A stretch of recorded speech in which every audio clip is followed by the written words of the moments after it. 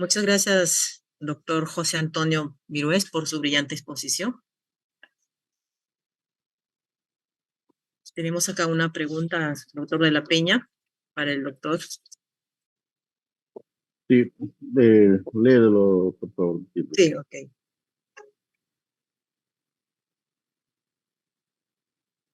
En la sala están preguntando, doctor José Antonio, sobre, ¿usted puede asumir con estos resultados que hay que usar coloides en preeclampsia severa?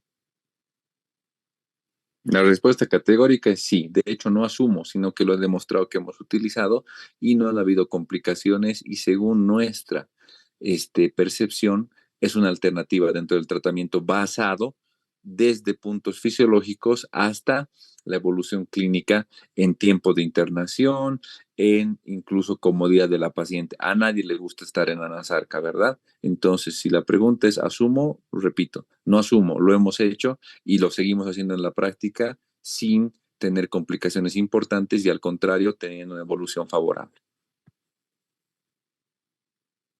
Bien.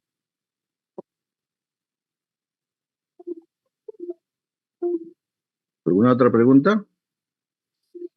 No tenemos más aquí en el No, auditorio. había uno anterior, Silvia. Antonio, dicen, según el estudio que presentaste en el tema anterior, el PAFI en muy alta altitud es de 310. Esa es la pregunta.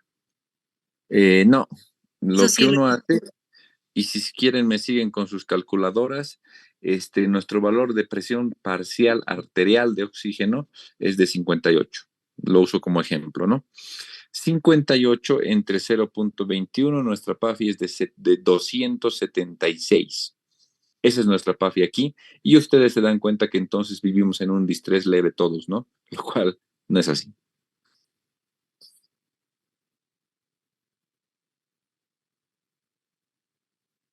Ok.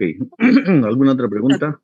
hay una pregunta que dice acá esto, ¿cuál sería el manejo en pacientes con hipertensión inducida por la gestación que son refractarias al tratamiento?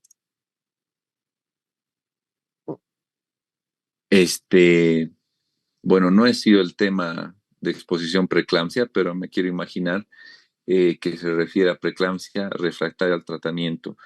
Primero que nada, el tratamiento definitivo, ineludiblemente en preeclampsia es la interrupción del embarazo, en el mejor momento, guiado por lo prefetal, y obviamente si se estabiliza a la madre y se da mejor eh, posibilidad, mejores condiciones de ingreso, de resolver obviamente el cuadro, es lo mejor. Entonces, preeclampsia refractaria al tratamiento, justamente, bueno, yo quisiera que me explique en relación a qué punto porque la preeclampsia, si cursa con un compromiso renal, esa paciente llega con 10 de creatinina anúrica y necesita diálisis, pues diálisis, ¿no?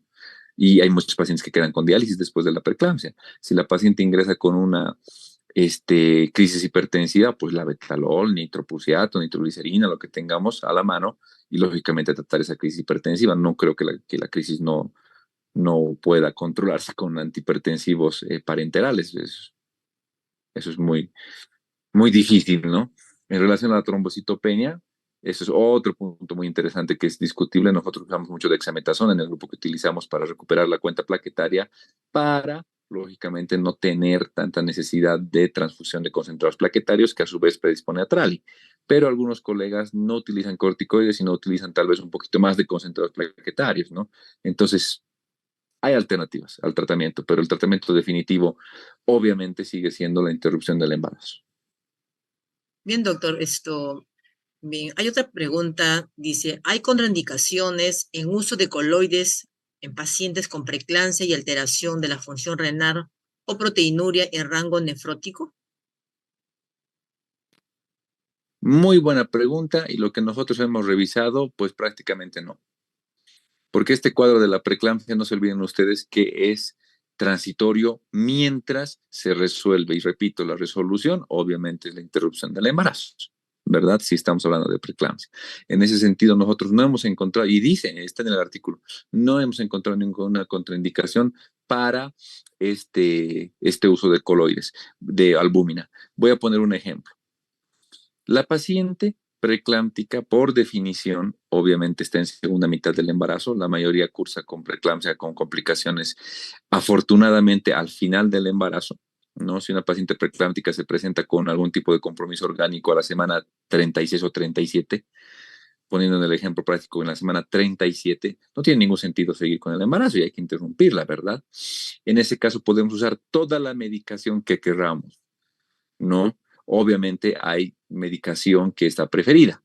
¿A qué me refiero con esto? Si está hipertensa, puedo usar alfametildop, puedo usar prazosine, puedo usar metoprolol, puedo usar nifedipino, hidralazina, ¿verdad? Con preferencia.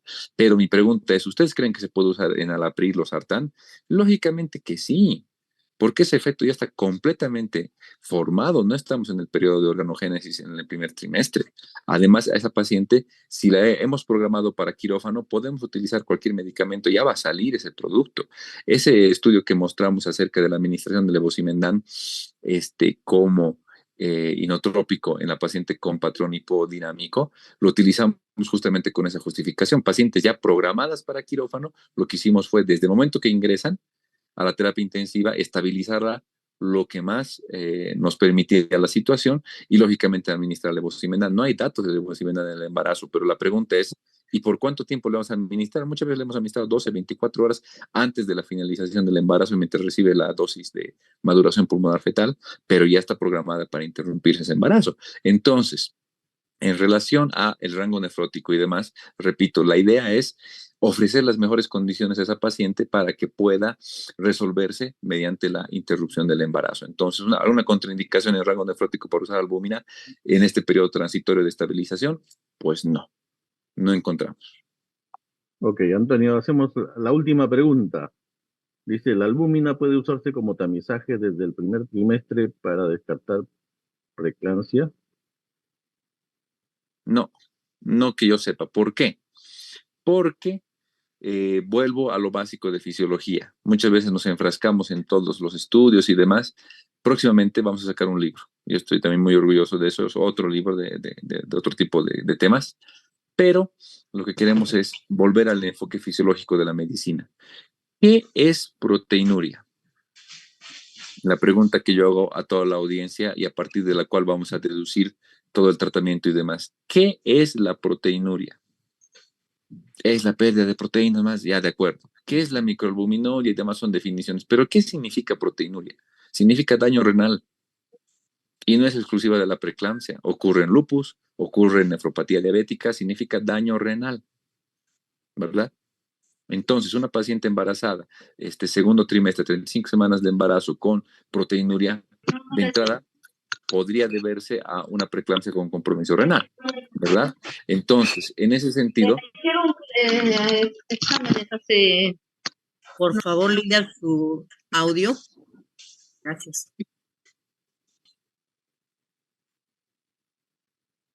Antonio, continúa. Entonces, en ese sentido, si la albúmina, la pregunta va a ser que si la albúmina nos estaría indicando un tamizaje, ¿no? A que si la paciente ya tiene un daño renal desde el primer trimestre por preeclampsia, pues no creo que vaya por ahí la pregunta, ¿verdad? Significaría que la paciente ya tiene un daño renal si es que tiene hipoalbuminemia debido a proteinuria o a microalbuminuria o albuminuria, ¿verdad? Entonces, no va tanto a la pregunta que lo relacionado a preeclampsia. Si esa paciente o como cualquier persona tiene proteinuria, pues hay un daño renal, ¿no? En algún momento, porque no es normal que se pierdan proteínas, ¿no? Gracias. Ok, Antonio. Bueno, muchas gracias, Antonio, al doctor Antonio Vives por su exposición. Hemos cerrado el primer bloque con las exposiciones correspondientes y además las preguntas.